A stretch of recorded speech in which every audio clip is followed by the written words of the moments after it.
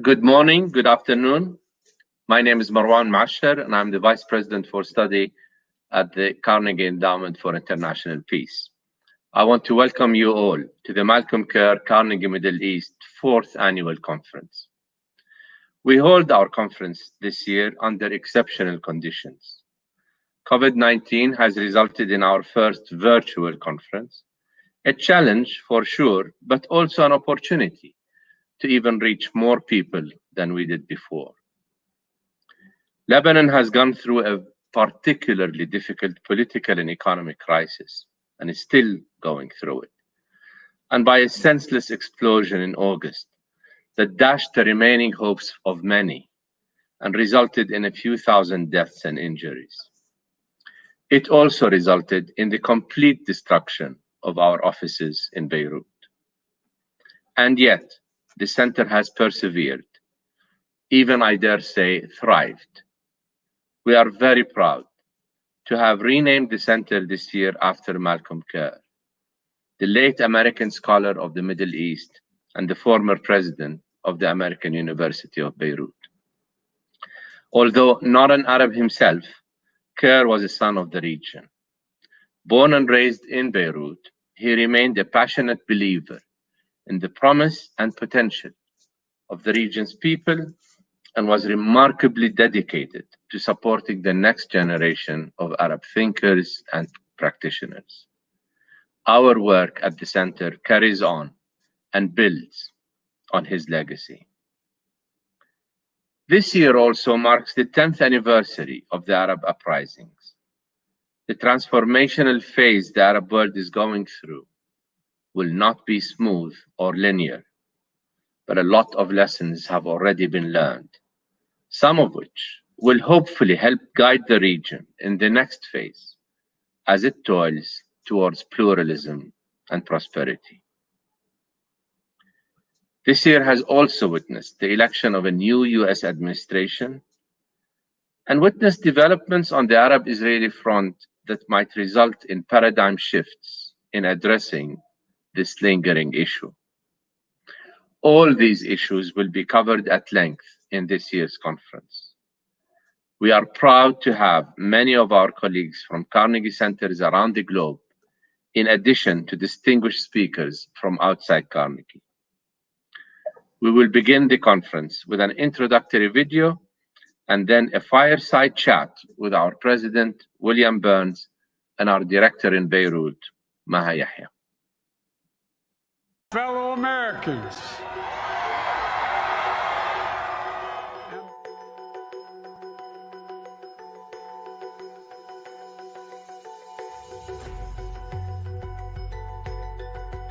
comes from China.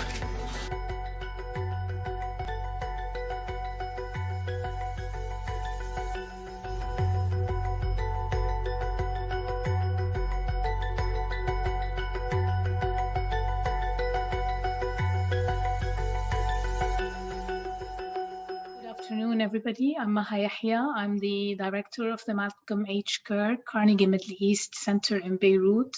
I'm absolutely delighted to be opening the 4th installment of our annual conference, A Global Renewal with a question mark about what to expect in 2021 with our very own Carnegie Endowment President, Ambassador Bill Burns. Welcome to today. Let me begin, Ambassador Burns, by talking about US elections. We're looking at, this is a momentous time, not only for the United States, but also for the rest of the world.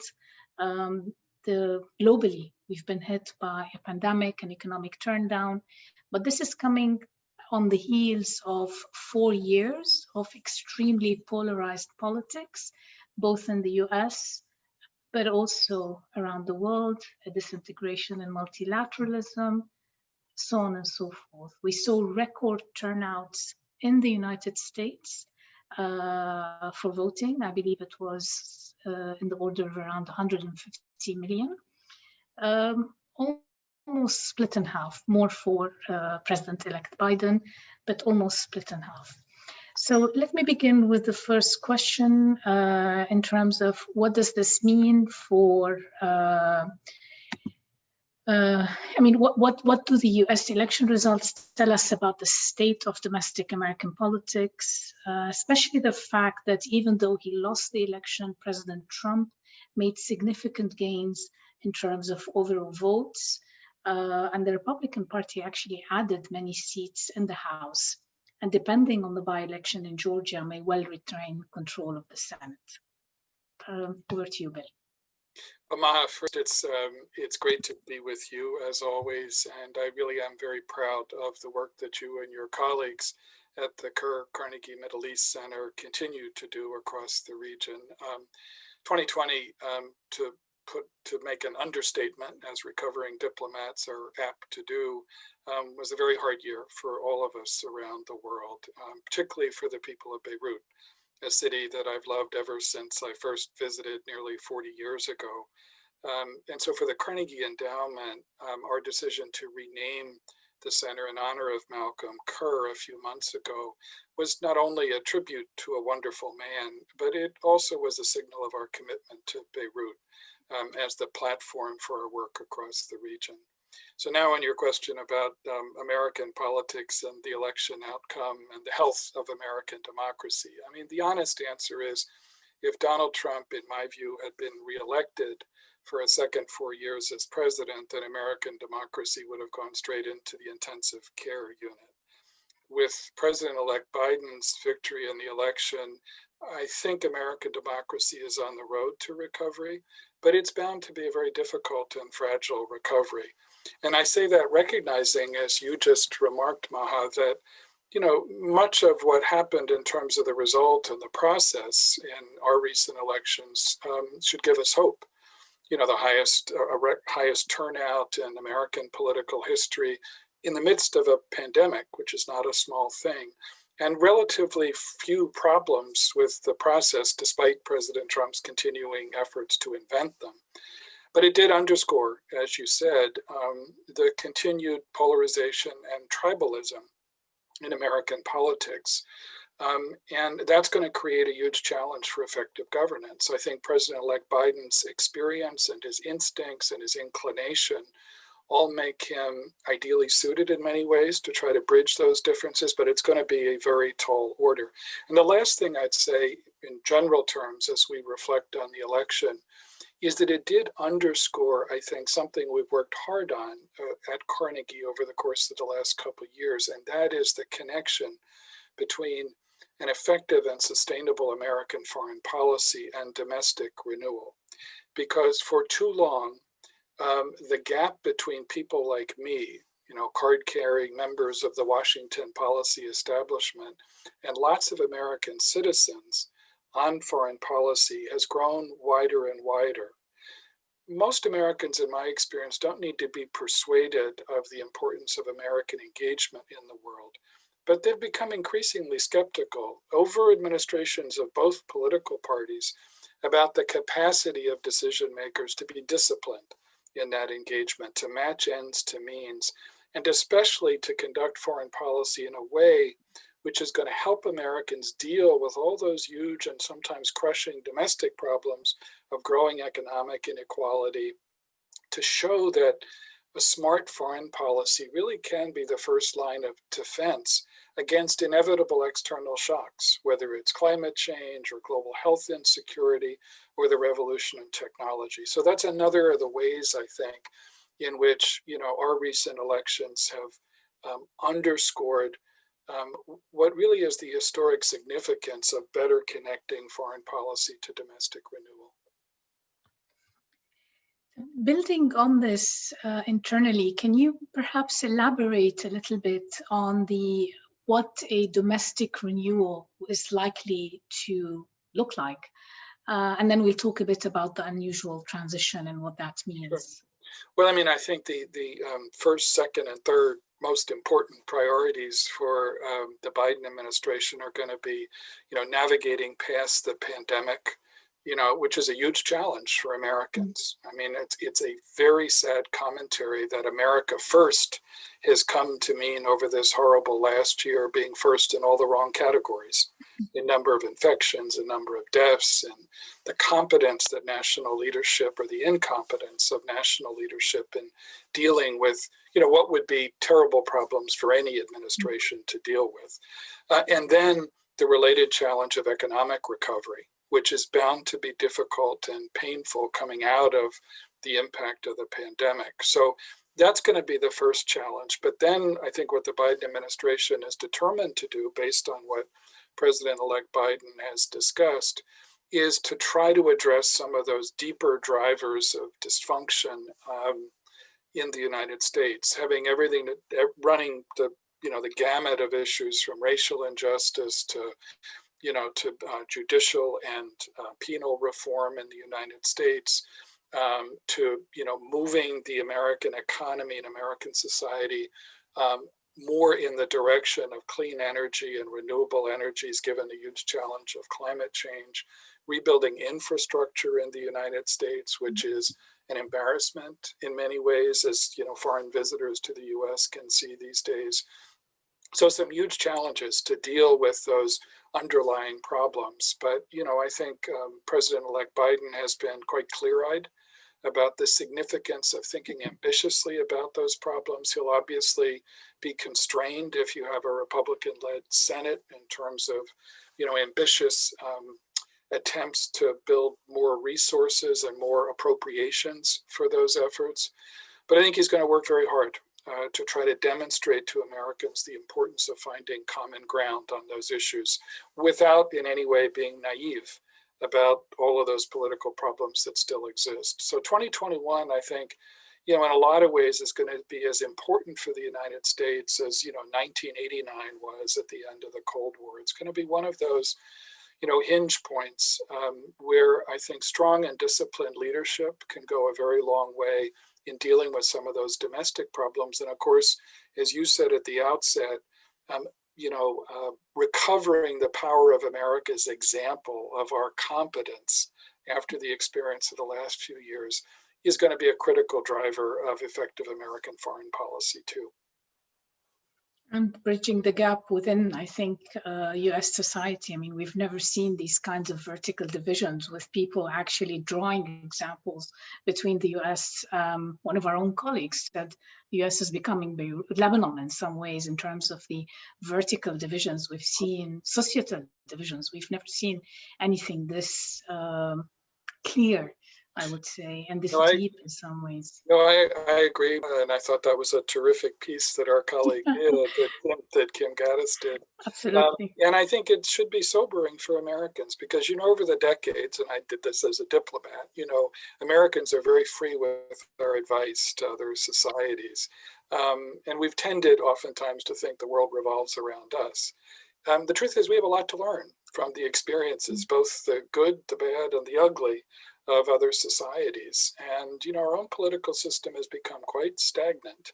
And so we need to pay attention to the examples that we see in other societies that face a lot of the same problems. Let me turn to another question, Bill. Just how do you think, we're seeing a very unusual transition where the president still has not conceded the election, still talks about voter fraud. It's been almost like pulling teeth, trying to get the president-elect's team, give them access to what they should be getting. How do you think this very unusual transition is going to impact the Biden administration's foreign policy? Where will their priorities be? And maybe then we can perhaps talk a bit about the Middle East and where that fits into it. Sure. Well, first I'd say transitions matter enormously, in the American political system. I worked over the years as a diplomat for 5 presidents and 10 secretaries of state. On 2 different occasions, I led the State Department side of a transition with a new administration coming in. And so I have a very clear sense of how important it is to try to make as smooth a handoff as you can. One of the best transitions that I ever witnessed was from in 2008, 2009, from the George W. Bush administration to the first term of Barack Obama's administration. Both sides had a very professional approach, and it made a big difference in terms of how that transition played out. By contrast, in the transition from Bill Clinton to George W. Bush, 2000 to 2001, because it was delayed by the Florida recount and the controversy, or the difficulty at least, of formally concluding the election.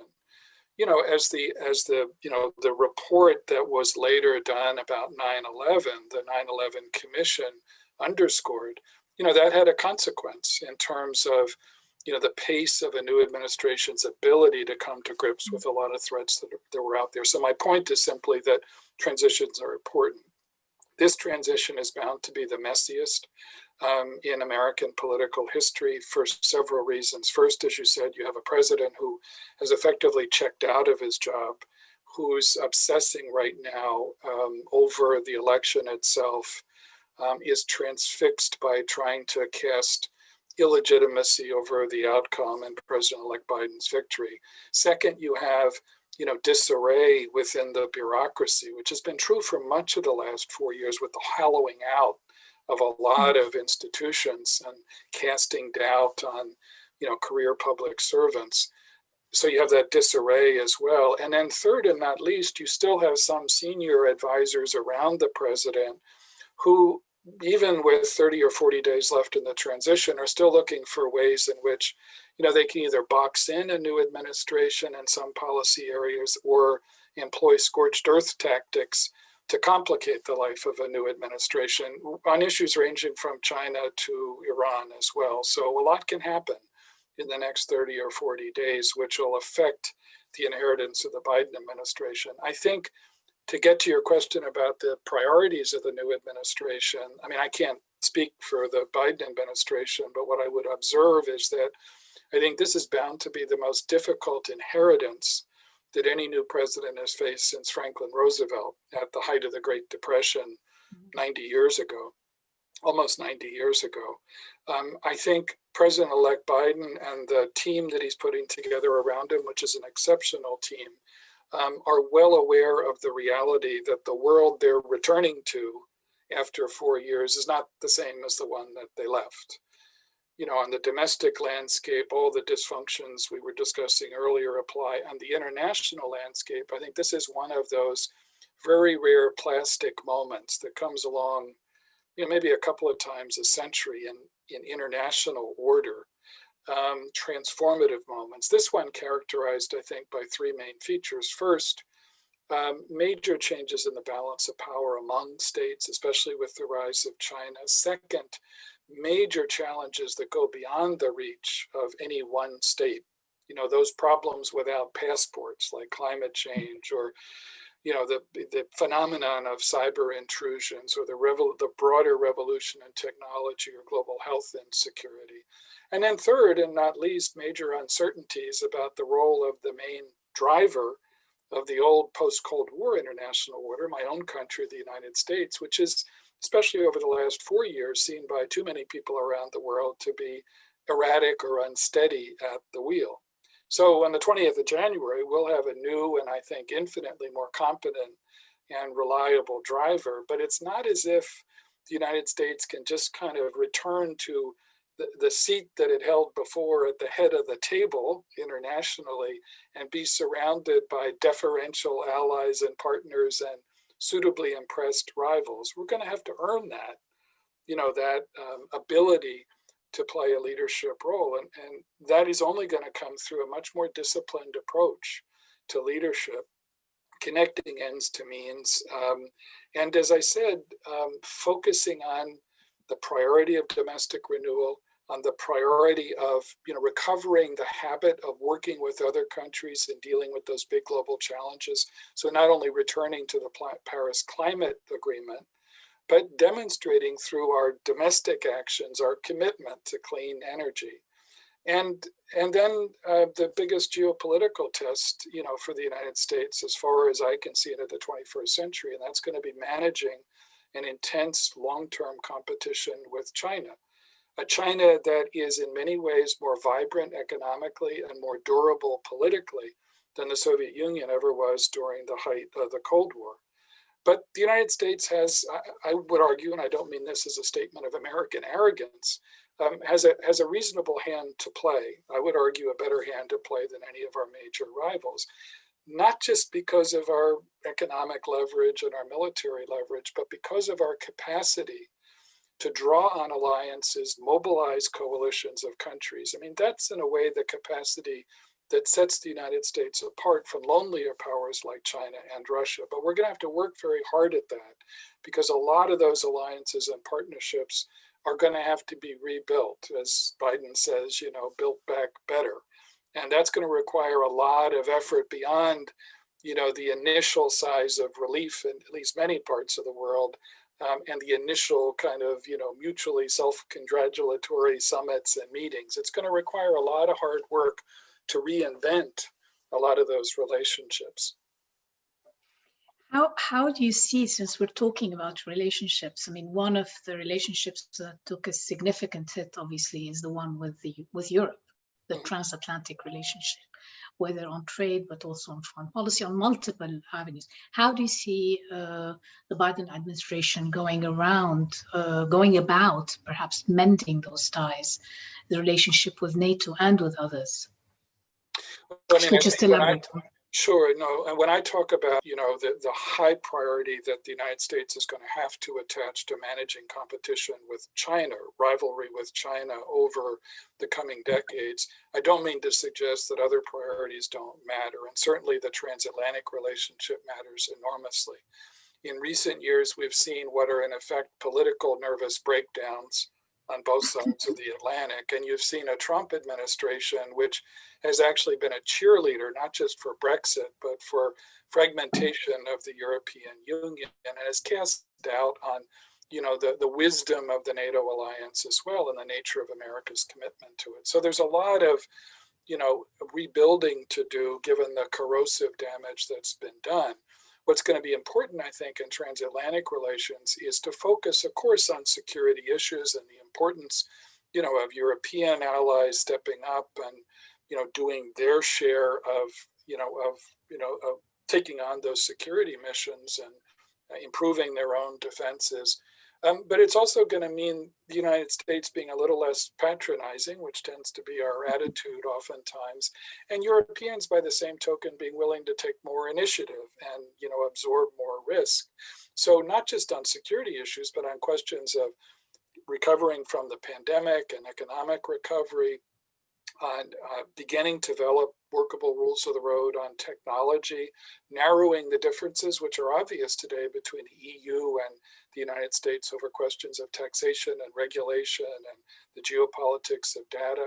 Because if we can't narrow those differences with allies and partners in Europe, there's no way that any of us are going to build up the leverage to be able to deal effectively with much different visions coming from authoritarian countries like China or Russia on many of those same issues.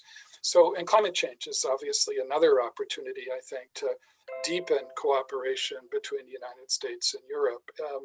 China and the challenge that China poses is obviously going to be another important priority in transatlantic relations. And in saying that, I don't mean to suggest that what is likely to emerge is an identical set of strategies to dealing with China.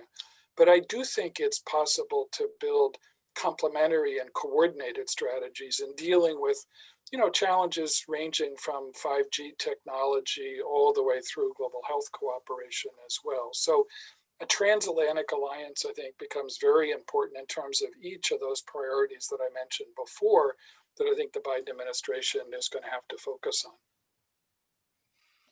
Let me move to another tenuous relationship, which is Russia. You spent a good part of your own professional career in Russia. I'd like to hear from you perhaps how you see a Biden administration relationship with Russia. Will we see a change in policy, a change in attitude, or more of the same when it comes to Russia? Both on international issues, but also I think in relation, let's use that to kind of make our way into the Middle East slowly. Sure. No. Well, most of my white hair came from serving in Russia, at least the parts of my white hair that didn't come from serving in the Middle East. Both are challenging sets of issues. I guess what I would say is that I think, American strategy toward Russia, American relations with Russia are probably going to operate in a Biden administration and beyond that within a pretty narrow range of possibilities, from the sharply competitive to the nastily adversarial. In my experience, Vladimir Putin is a very combustible combination of ambition and grievance and insecurity. He's been, in the now nearly 20 years, or the 20 years that he's been Russia's leader, kind of an apostle of payback in dealing with the United States, giving his sharp sense of Russia's period of humiliation in the 1990s after the breakup of the Soviet Union, and a period in which I served in our embassy in Moscow, so I remember it vividly.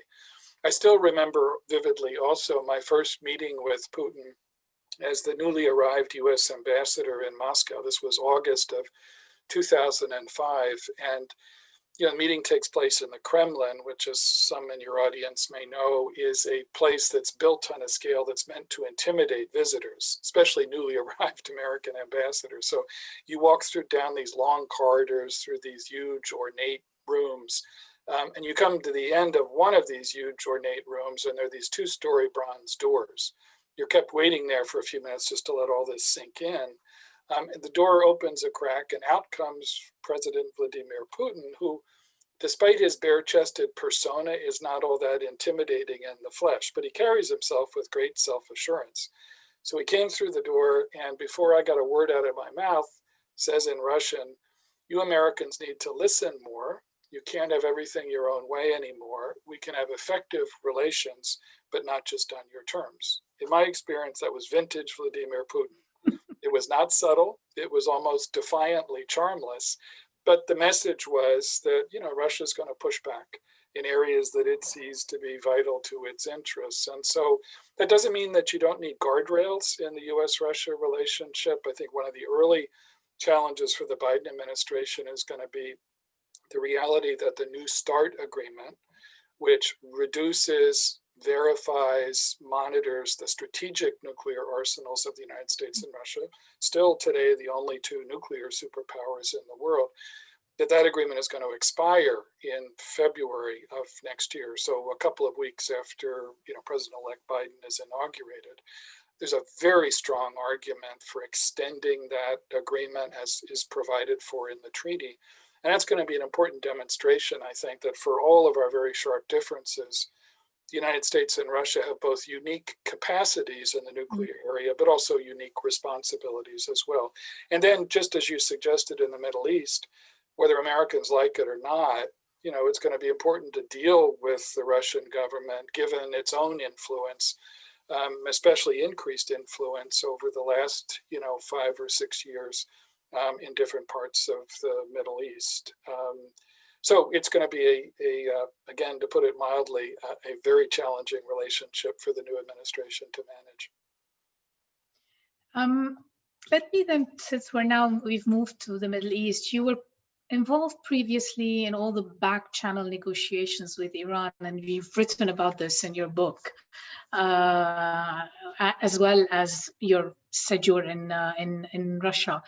Let me ask you, what will the Biden policy towards Iran, do you think, be, and how would the possibility of a Trump administration escalation with Iran complicate what seems to be President-elect Biden's push to renew or re-enter the JCPOA, and then kind of work on other things simultaneously? I mean, the drive, from what we've heard from the incoming administration, really is to sequence, first get back into the JCPOA, and then start talking about other things, including sanctions relief, including a regional dialogue. I mean, all the issues that were kind of more of a bottleneck at the time, and that served to derail, I think, the JCPOA in some ways, or at least it wasn't greeted with open arms in different sectors or amongst different groups of people. Yeah, I noticed that over the years. No, I mean, I think you're right. President-elect Biden and his incoming senior advisors have made clear that their intent is to return to compliance with the Comprehensive Nuclear Agreement if, and it's a big if, the Iranian government is prepared to return to full compliance as well. The Biden team has made equally clear that they see the challenge of Iran and American policy as part of a comprehensive strategy, of which the nuclear issue is only one part. On the nuclear issue, Biden has made clear that he would simultaneously with returning to compliance, if that becomes possible, initiate an effort to build on that first agreement and strengthen the nuclear agreement in ways that are going to further ensure that Iran will be prevented from developing a nuclear weapon. I mean, even when the last administration negotiated the Comprehensive Nuclear Agreement, we all understood that this was meant to be the beginning of diplomacy, not the end of it. Like any arms control process, you build on it. But that's only, as you well know, one part of the challenge that's posed by, this Iranian regime, this Iranian government. Its development of increasingly sophisticated ballistic missiles are an obvious concern and an obvious challenge. And so are continuing efforts on the part of the Iranian government to subvert other governments throughout the region. So that's going to require very close cooperation, I'm sure, in a Biden administration with our partners in the region. I think there are, again, without being naive about it, I think there are a few places where there may be some possibilities for hard-nosed diplomacy along those lines. Yemen, I think, could be one of them. Again, as you know very well, not only a strategic catastrophe, but a humanitarian catastrophe, the worst one on the planet today. An effort at serious diplomacy in which the United States has a very active role is long overdue. And that's going to require not just pushing the Iranians, given their backing for the Houthis in Yemen, but it's also going to require pushing the Saudis as well on this issue. And, we can get to that later. But I mean, I think, after 4 years of, what I would argue are kind of blind indulgence of the current Saudi leadership, at least on a variety of fronts, on Yemen, on, a number of human rights issues, not least the murder of Jamal Khashoggi, a fairly mild-mannered critic of the Saudi regime in a Saudi diplomatic facility in Istanbul. It's important for the United States not to check its values at the door on issues like that, but to push back hard. But I do think on Yemen, there could be an opportunity, and I recognize all the difficulties in making diplomatic progress, but this could be a moment where a Biden administration could help make a difference and help bring about a real possibility of a diplomatic settlement there, because it's long overdue, as I said before. And that's going to require pushing the Iranians, but also pushing the Saudis, I think. No, I couldn't agree more. But let me ask just one other question on the Iran issue, which is, do you think there are policies that were enacted by the Trump administration, which the Biden administration would be able to leverage in its negotiations with Iran? And I'm thinking in particular things like the sanctions. I mean, some of the earlier sanctions, not the more recent ones. Are there things that could also help push some of the negotiations further in this sense? Well, I mean, I think, much as I've disagreed with the Trump administration's approach, the maximum pressure approach, it's done, enormous damage to the Iranian economy. And there are a lot of, Iranian citizens, who are suffering as a result of that too. So that's created a circumstance, I think, in which, there may be greater incentive for the Iranian government to try to move back to compliance with the comprehensive agreement. But I think that, at least as I understand what President-elect Biden has said, is the immediate objective, which is to return to full compliance, which would mean the United States returning to full compliance as well in terms of sanctions relief as well. it's going to be important, I think, to de-escalate the rhetoric early on, and also to de-escalate, in terms of some of the restrictions on humanitarian supplies going to Iran, which have contributed to real human suffering there. And, this is a population that suffers enough already from a deeply repressive leadership. So I think there are things that could be done early on that might increase the odds of a successful return to compliance. But as I said, that's just, one step in what has to be a comprehensive approach or a comprehensive strategy in dealing with, with the challenge posed by this Iranian leadership. Especially assuming we need to know what Iran wants at the end of the day, because that also will play. And enrichment, it seems, has increased tremendously in the past few years. Well, and that's been the downside, the huge downside of the maximum pressure approach, which originally it was argued would produce a better nuclear agreement. And instead what we have is not only no nuclear agreement, in effect, but also, an Iranian government which is steadily moving out of compliance, which has, built up a stockpile of enriched uranium, which I think at last count was 12 times what it was, when the Trump administration came into office. So, the Iranian leadership has been building up its own chits in a way for, the diplomacy that's to come. And so, I understand how difficult this process will be, having lived through it before, but I do think that President-elect Biden is focused on the right issue at the start. And then the challenge, if that's successful, is going to be to build a strategy that deals comprehensively with that whole range of ways in which Iran can threaten the interests of, friends and partners across the region. Let me use that then as a segue to talk about the friends and partners in the region. President-elect Biden has talked about having after the values-free holiday that we've had over the past 4 years, he's talking about bringing values back to foreign policy, making foreign policy be values-based. What would that mean in a region that is now coming up on the 10th anniversary of the Arab Spring, and where we've seen tremendous authoritarian regression in multiple places across the region? How do you see U.S. policy playing out in such a context? And where do you see? I mean, what is the future of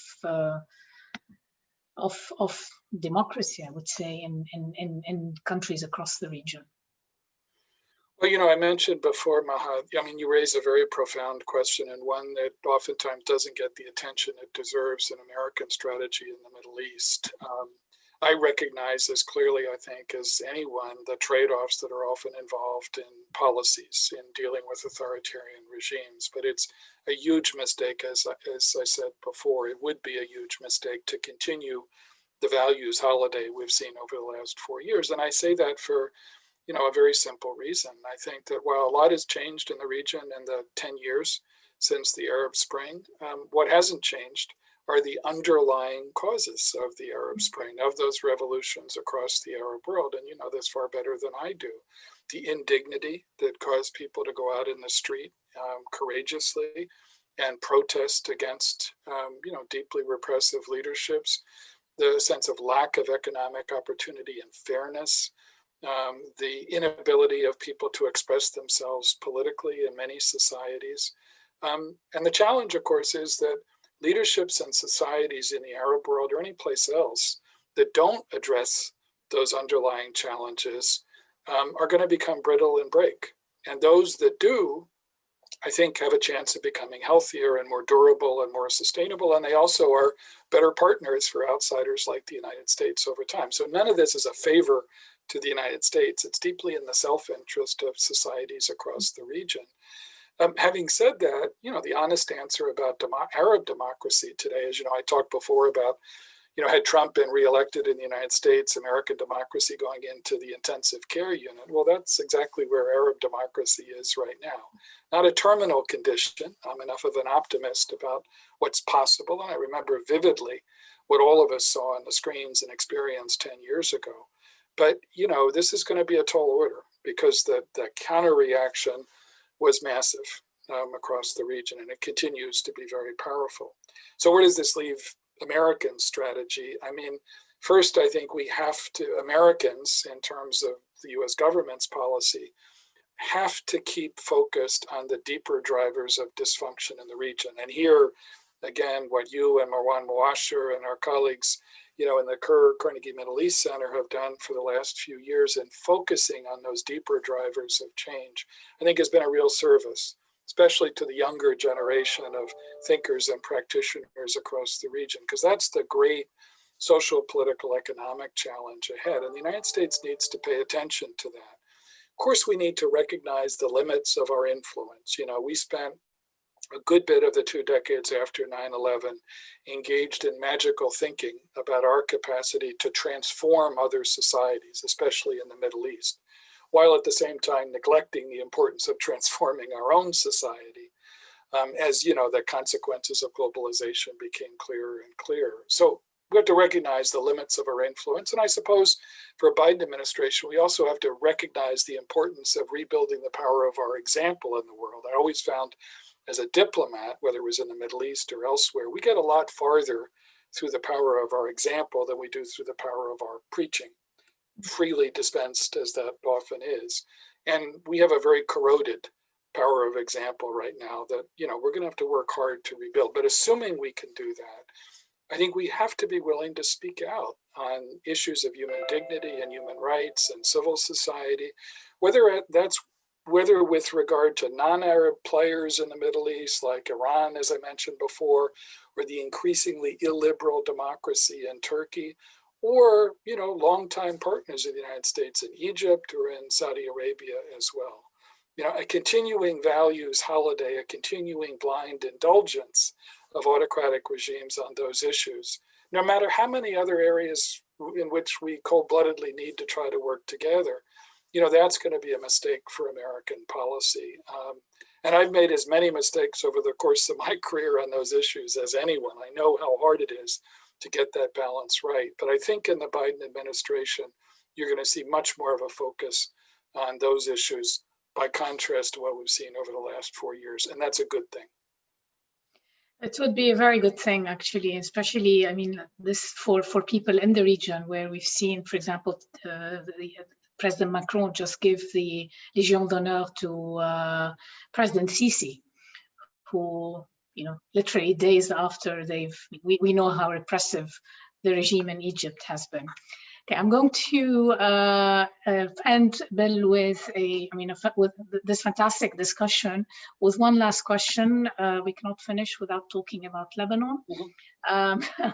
You've traveled in and out of Lebanon since the 1980s, the early 1980s, actually. Could you perhaps say a few words about how you see it fit into a broader US policy towards the region?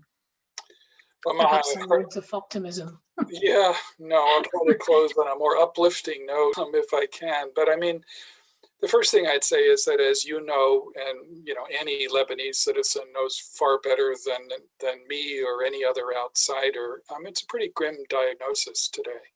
An economic collapse, aggravated badly by the terrible explosion in Beirut last August. A stagnant and in many ways deeply corrupt political system, dealing with the continuing burdens for Lebanese society of the spillover from the civil war in Syria, whether that's refugee issues or other kind of problems, and dealing with the habit, over the decades, not only of Lebanese leaders to deepen the tribalism of Lebanese politics, but for outsiders to take advantage of that. To be predators in a sense on that. And there are plenty of those today as well, with Iran, I think, being near the top of the list. And so it is a pretty grim diagnosis. Having said that, I've seen Lebanon in a number of different states, from the civil war, that was still raging in the 1980s, failed foreign interventions, including the US military intervention when I was a very young diplomat serving at the embassy in Jordan and visiting Beirut, to much more uplifting moments. I was leaving just at the end of 4 years as the head of the Near East Bureau in the State Department at the beginning of 2005 when the Cedar Revolution took place. And there I saw, a manifestation of resilience on the part of Lebanese. And so I can only imagine how hard it is today. But I do hope for two things. The first is that, Lebanese themselves will be able to recover that sense of resilience, and that outsiders, friends like the United States needs to continue to be, will pay attention and will try to focus its assistance on, on areas which really are deeply in need of reform, to hold Lebanese political leaders to account in ways that will serve not only the Lebanese people over the short, medium, and long term, but also serve the interests of a healthy U.S.-Lebanon partnership over that time as well. So I don't mean to underestimate any of the challenges, but I do hope very much that in the years ahead, American administrations will pay attention to Lebanon, because, again, as you know far better than I do, it's an extremely fragile state today, and the United States does have a stake in Lebanon's stability and in its future health, as grim as the circumstances may seem today. Bill, thank you so much for a wonderful conversation and a great tour of a broad range of issues that will be facing the US and the world. I'm still hoping for some sort of a global renewal, but we all have to wait and see. Me too. No, I'm an optimist by nature, and now you'll have a chance, I think, in the following panel with my friends and colleagues Ryan Crocker and Ashley Tellis, for them to correct everything that I just said in a wrong way. So anyway, good luck with the rest of the conference. I'm sure it's going to be wonderful, but thanks so much for this conversation, which, as always, I thoroughly enjoyed, Maha. Thank you, Bill. Thank you very much. Hello, everyone. We're now continuing our panel. This was a pre-recorded session with our Carnegie president, William Burns, Ambassador William Burns. Apologies for the quality of the video, but it will be available on our website as of this evening. We will now continue our discussion on whether the election of President-elect Biden, the results of the recent U.S. elections, what impact they will have not only on global policy but also on domestic policy.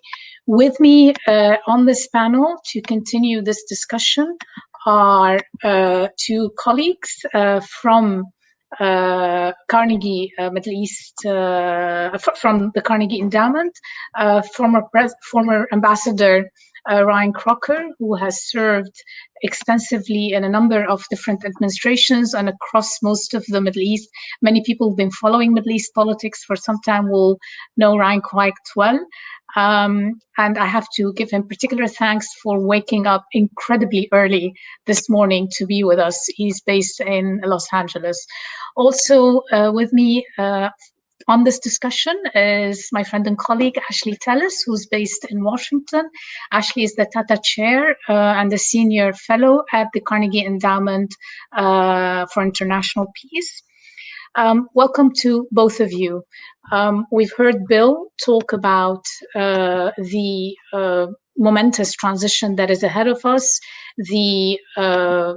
one of the messiest transitions that we have seen in a long time, the divisions that are very evident in the United States, polarization at levels we haven't seen before, and their potential impact on foreign policy.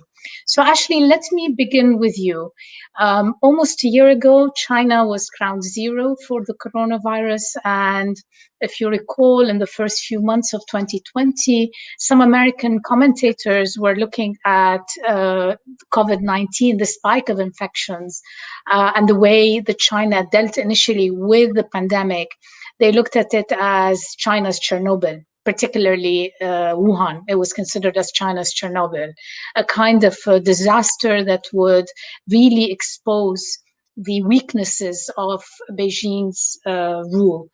But as 2020 comes to an end, we're looking at a United States where actually the COVID-19 has had a tremendous impact on the presidential election to all intensive purposes. It continues to overshadow a politically divided nation. And there is still, I mean, the number of people who are dying is increasing. We're looking now at more than 300,000 deaths in the United States alone, and new cases, thousands of cases every day. Now, many people believe that irrespective of their position on foreign policy, the United States is in a moment where it must be strong at home to be strong abroad, abroad. So, and the critical pillar of the US power really lies in its middle class, its dynamism, its productivity, its political and economic participation, and its promise of progress and possibility to everyone else. Now, you recently co-authored a report on foreign policy for the middle class. So I thought perhaps you could tell us a little bit more about the report and the implications of its findings for the next administration. What does a foreign policy for the middle class mean, and why this link between the domestic and foreign policy? Sure. Thank you, Maya. Thank you for having me here. It's great to be here at this conference. Let me start by addressing the question that you asked quite directly. There are two big themes that came out of the work that we did over the last couple of years. Unlike the rhetoric that was associated with the Trump administration, our findings, and this comes from thousands of interviews with people across the country, 3 in-depth studies of Middle Eastern American states, and then, of course, the final report that we put together. The two big headlines are, first, there is no constituency in the middle class for America's disengagement from the world.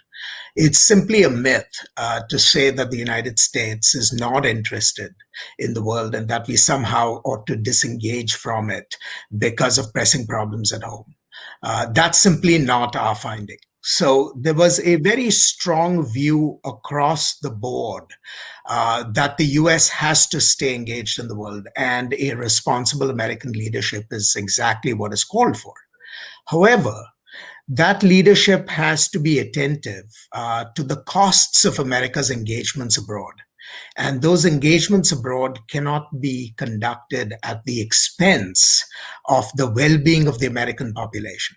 And this means not just having a smart foreign policy, but it also means having a foreign policy that is very attuned to its impact on the American population, especially the middle class. And to my mind, this was actually a good news story, because I was afraid going in, after all the rhetoric about America first, that there was a constituency in the United States arguing for disengagement. And we found precisely the opposite. Americans want to be engaged with the world, but they want to be responsibly engaged, and they want that engagement to better their own lives at home. And I think that's a very reassuring message from the study that we did. Thank you, Ashley. But can you perhaps talk a little bit more in terms of what does this mean for the next administration's foreign policy priorities? Sure. Thanks, Maha. I mean, so the first, I think the first insight that comes out of the study is that the globalization of the last 30 odd years has done an amazing job at increasing aggregate levels of wealth. So when you look at the United States today compared to where it was, say, 30 years ago, and look at the wealth increase in the United States because of globalization, they've been very impressive. However, those aggregate increases in wealth have not been shared equitably across the population. And even though we have grown richer because of our involvement in the world, we have also become a much more unequal society. And so the question then becomes, how do you deal with inequality?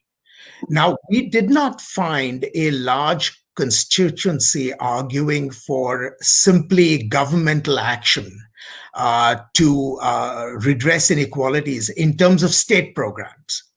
But there was a demand that the nation start looking at the things that actually make the middle class stronger, investing in education, investing in research and development, So instead of providing payouts, the idea was to focus the benefits of our global involvement in programs that would actually help build our middle class through education, through investments, and so on and so forth. And that, I think, is what any responsible government ought to do, but which we, in the in our enthusiasm about the efficacy of markets, forgot that very often, however efficient markets are, they're also accompanied by very significant market failures. And the state has a responsibility to address those market failures through targeted strategies. And so targeted strategies that focus on investments in people, even as we continue to engage in the world, is really what I think the good news from that report is about. Well, I would say some of these recommendations would apply to most countries around the world, I think, in many different ways. I don't think there's a single country I can think of where this would not be as significant and as important. But in any case, we'll come back to this issue of domestic renewal shortly. Ryan, let me turn to you now and talk about what this means for a new U.S. policy for globally. What do you think how will domestic policies affect U.S. foreign policy? What will the priorities of President-elect Biden's administration be? What lessons do you think they've learned from the past 12 years between President Obama and President Trump? And how will that impact both their foreign and domestic and defense policies? It's a big question, but just as an entry point. Well, thank you, Maha, and Ashley, very good to see you again. I commend the Carnegie Endowment for bringing forth this very important conversation about America in the world. It starts, of course, with America at home. We have always been an inward-looking society. Foreign policy has been important, but it does not touch the importance of domestic society, and that's the first problem the president-elect is going to have to deal with, the incredibly deep fissures that this latest election has brought out in our society, not that it was not pretty bad before. I'm actually not in Los Angeles. I'm outside of Spokane, Washington, which is where I was born and always where I have situated myself, at least psychologically. So up in this particular area, boy, a whole lot of those 71 million people who voted for President Trump in November are very much, still very much there. Why did they vote for President Trump? Well, every voter will have a different story. But clearly they felt that the American dream, the post-World War II American dream, wasn't working for them. So the president-elect has got a huge lift to make in this middle of this pandemic to start to bring society together again. The good news, I can't think of anyone better equipped to do that than the president-elect. Also the good news, he knows how government works at home and abroad, and he's putting together really a top team to help him all this. The bad news, a huge lift. Where do we go from here? What does it mean in an international context? Well, first, I think we have to acknowledge that the retrenchment of the United States did not begin with President Biden. It actually began, in my view, with President Obama, who, even before he was elected, talked about our so-called allies in the Middle East, like Egypt and Saudi Arabia, who spoke disparagingly of the free riders in NATO. It's a valid point. They are riding free. But his focus was inward in a way that we really haven't seen since World War II. And of course, President Trump put that on steroids, clearly. But we were already moving away from the American global leadership role that had its foundation built by President Roosevelt and then President Truman. the best example you can see, and both of you have lived this, the refugee crisis. Worst since World War II. Yes, it was. And the Obama administration, by and large, just stayed out of it.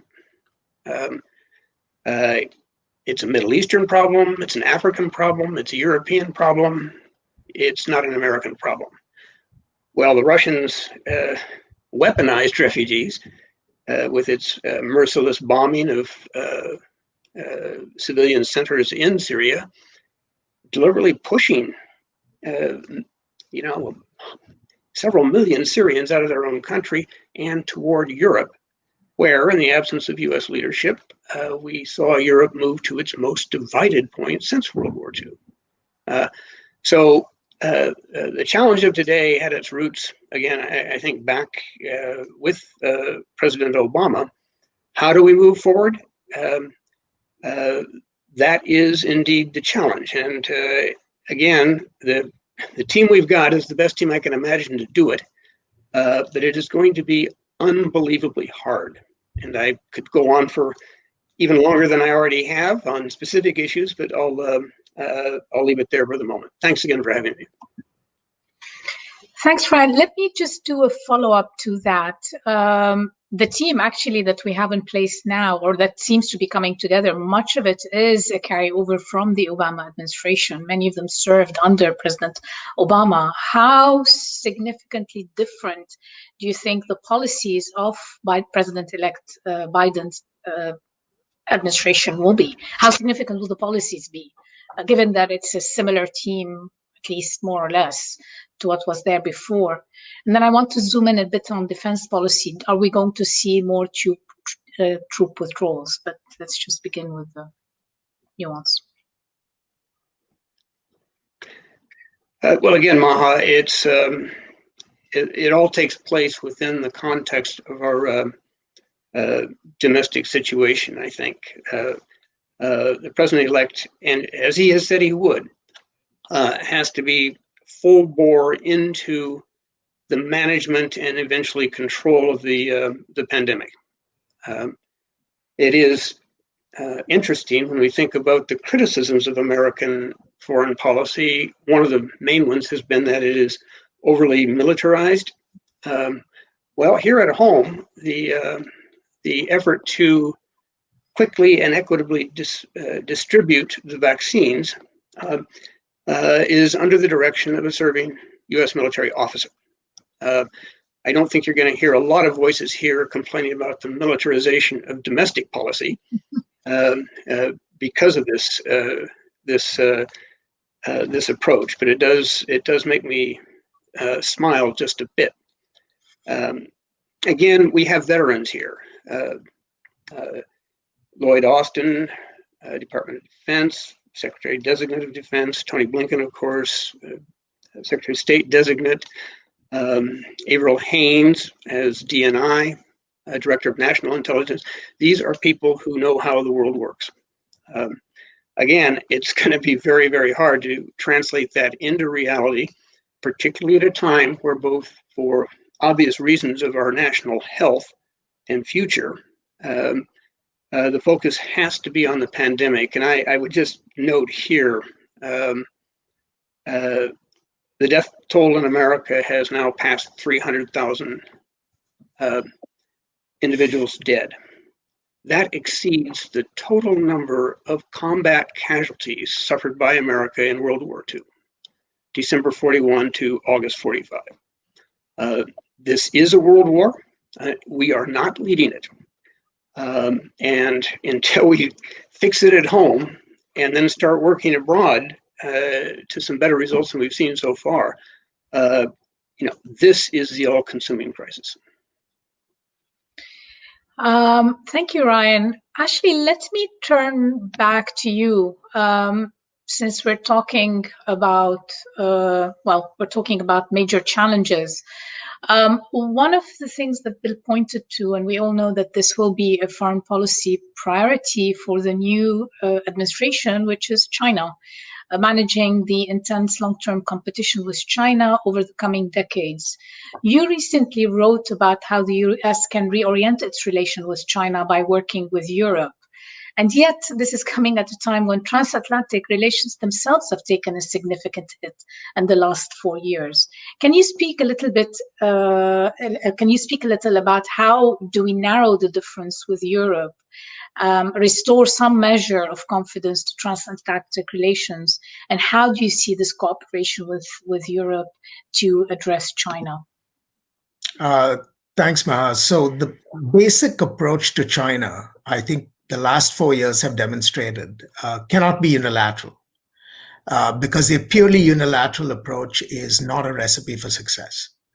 The challenges that China poses to the United States in the economic arena are very similar to the challenges that China poses to Europe. And therefore, there's a compelling argument to be made for a more cooperative transatlantic and trans-Pacific partnership with respect to dealing with China. And my hope is that a Biden administration will go back to basics. First, of course, to do exactly what Ambassador Crocker suggested, which is to focus at home, address the challenges that we face at home, the most important being pandemic recovery and then stimulating economic growth in consequence. Two, revitalizing our relationships with our allies. I think the last 4 years has shown a quite stunning disregard for our allies. And this is not simply debates about burden sharing and financial contributions, but the simple lack of respect that we have shown with partners who have helped us build a world for 60 years or 70 years has really been appalling. And so going back to resuscitating those alliance relationships, because that's the only assurance that we will be able to manage the restructuring of our competition with China in productive ways. That's the only reassurance, that we do it together and not unilaterally.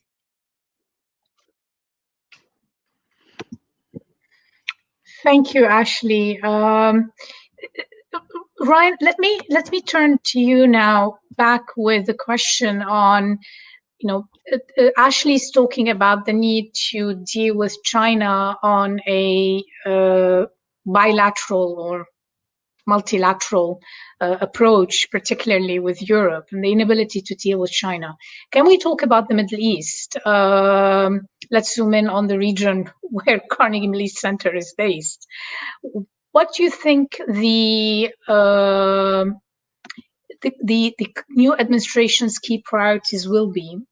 Most likely, obviously, the return or not return to the JCPOA will be one of them. And to what extent, how do you see that happening? And to what extent can we see cooperation with Europe in dealing with the JCPOA? I think here there is a great opportunity, and Ashley was absolutely right to talk about the importance of our alliances. Those webs of alliances are what made our leadership role in the world possible. We have never thought, and certainly never been able to do it all ourselves. It is in concert with allies, and of course those alliances have taken a major hit. We all heard the NATO Secretary General expressing his deep distress over the decision by President Trump to reduce our force in Afghanistan down to 2,500, an issue on which we hadn't even consulted with NATO about. So rebuilding those alliances is going to be important. And again, you've got the team here who really know how to do that. Also, again, understanding that for Americans and indeed for our own national security, it's what happens here first that is going to be critical. JCPOA is how do we re-enter if we re-enter? What are the issues at play here? We are getting very close to an unintended armed conflict, I think, with Iran. One more misstep by either side could land us there. But we also have to remember, in pursuing the JCPOA, President Obama basically lost the support of almost the entire Middle East region. Again, you and Ashley have literally lived this with your engagement in that area. Our traditional allies in the region were deeply, deeply distressed by the way they read his emphasis on Iran. So we had the good news is we managed to unite the Middle East by and large. The bad news is it was unification based on their deep dislike and distrust of the JCPOA. From Israel to Egypt to Saudi Arabia, you name it. No one there was sorry to see, no leader there was sorry to see President Obama go. So the president-elect is going to have to figure out a way to deal with Iran, to deal with the JCPOA, but to do it in a manner that does not further erode our relationships in the rest of the region. What options do they have? I'm just going to push a little bit more on this issue. What options do you see ahead of the the engagement? What options does this current administration have? Well, first, I think their options are driven by their obligations, and the primary obligation in a societal way is what can this administration do to overcome the bitter divides we now have in this country? We've been divided before, never to this level, of course, but I recall when George H.W. Bush was elected president after 2 terms of Ronald Reagan, his Secretary of State, Jim Baker, as his first priority, did not choose NATO. He didn't choose the Middle East. He didn't choose China. He chose Capitol Hill. Repeated calls, repeated visits from day one to engage particularly the Democrats to say, this is Bush 1, it's not Reagan 3, particularly on the crisis of the moment then, which was our Central American policies. He worked that very, very hard, and as a consequence was able to bring enough political harmony to ensure that Operation Desert Storm, the liberation of Kuwait in 1991, had the necessary backing in public opinion and on the Hill. So I think the president-elect is going to have to do a listening tour of his own in pretty short order, talking to, in the first instance, Republicans on the Hill. Now, you can only have a conversation if you have 2 parties. And sadly, I think the Republicans in the Senate and in the House have been pretty irresponsible, frankly, in being the party of no. So we'll see what happens on the Georgia by-elections on January 5th.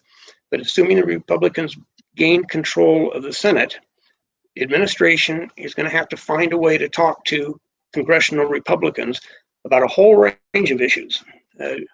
And one of those, of course, is going to be Iran and the JCPOA. But I think that's where it starts. I would certainly not advise him to make any policy moves, Iran or frankly anywhere else, without at least making the effort to engage meaningfully with Republicans on the Hill. And I would add to that perhaps also some Democrats, because if we recall, some of the Democrats also, members of the Democratic Party, were not for voted actually against the JCPOA.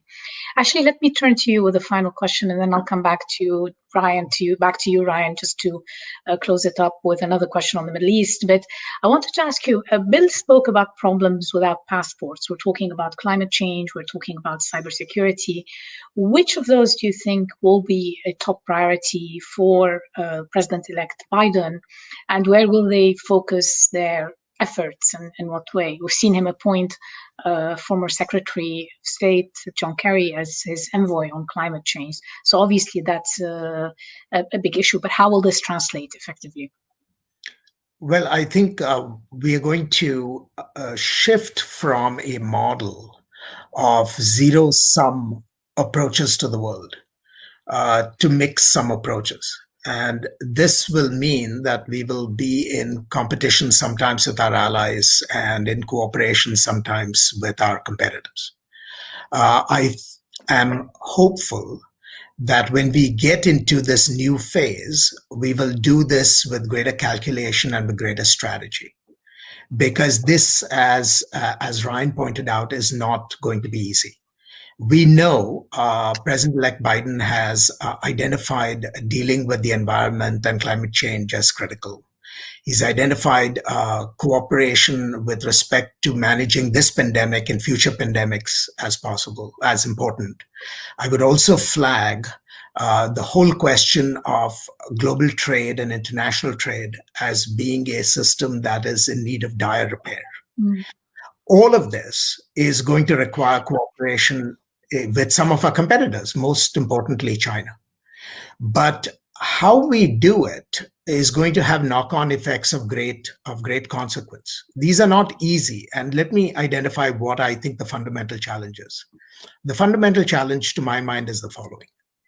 If you emphasize cooperation with China and your competitors over and above cooperation with your allies, you leave your allies really nervous.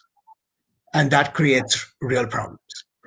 If you emphasize solely partnership with allies and competition against your adversaries, then you lose the opportunities for making greater gains than you might have had if you could bring your adversaries on board. And now navigating through this dilemma is really what the president-elect is going to have to deal with for the duration of his term. And in Asia in particular, the question is going to be, does he focus on balancing China even as he cooperates with it? Or is he going to focus overly on cooperating with China, neglecting the issues of balance? And then there are consequences of that choice for all America's partnerships. None of this is going to be easy. But I think given the kind of person he is and the kind of team he has, I am hopeful that we will have a more sophisticated foreign policy than we've had in the last 4 years. I think that will be very difficult, despite the tremendous challenges that the US and the world is facing. Ryan, let me turn back to you with a final question on, again, coming back to the Middle East.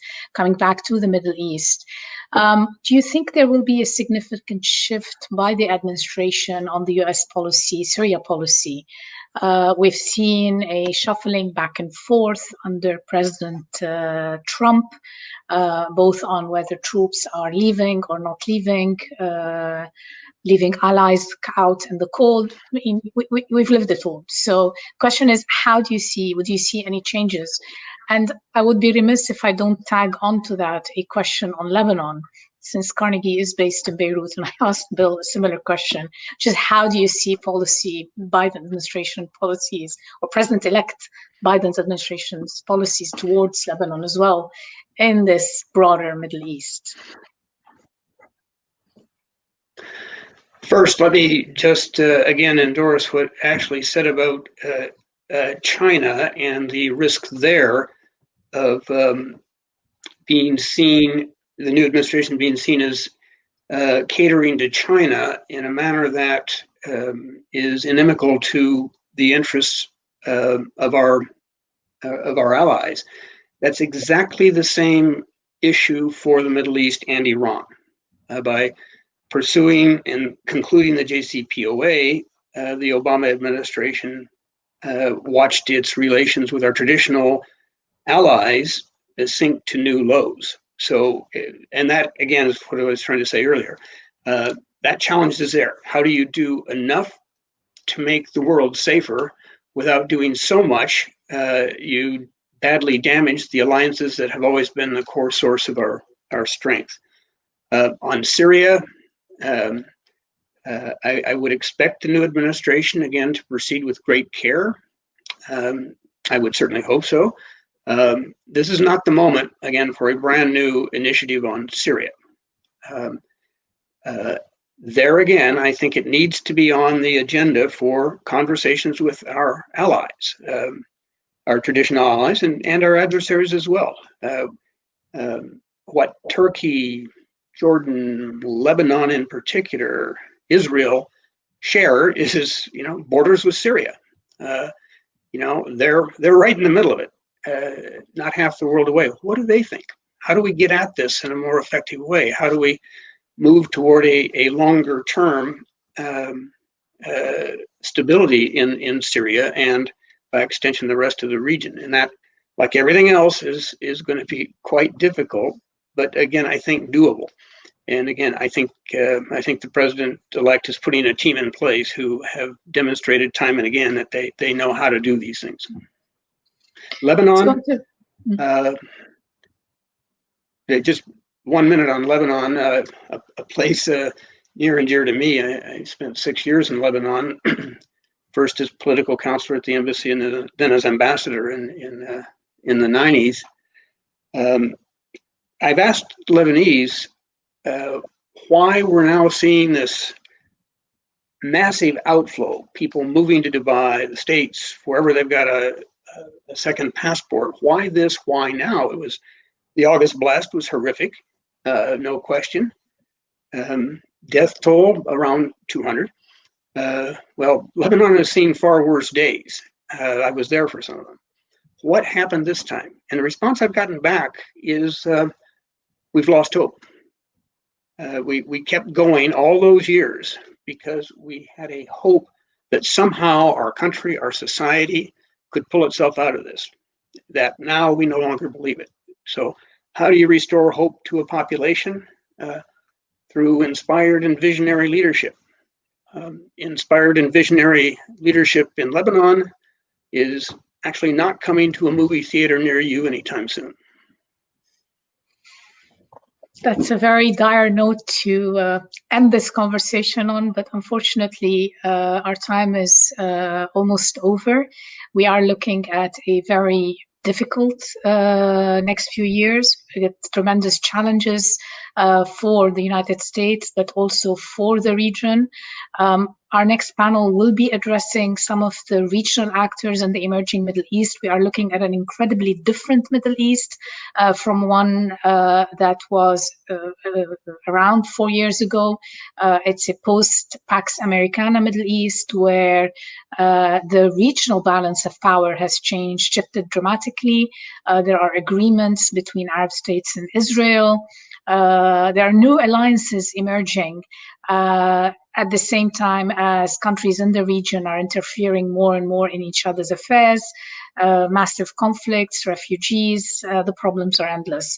So first, I would like to thank both Ryan and Ashley for a fantastic discussion. I look forward to hosting you both again soon in more follow-up discussions, I hope, on some of these issues and others.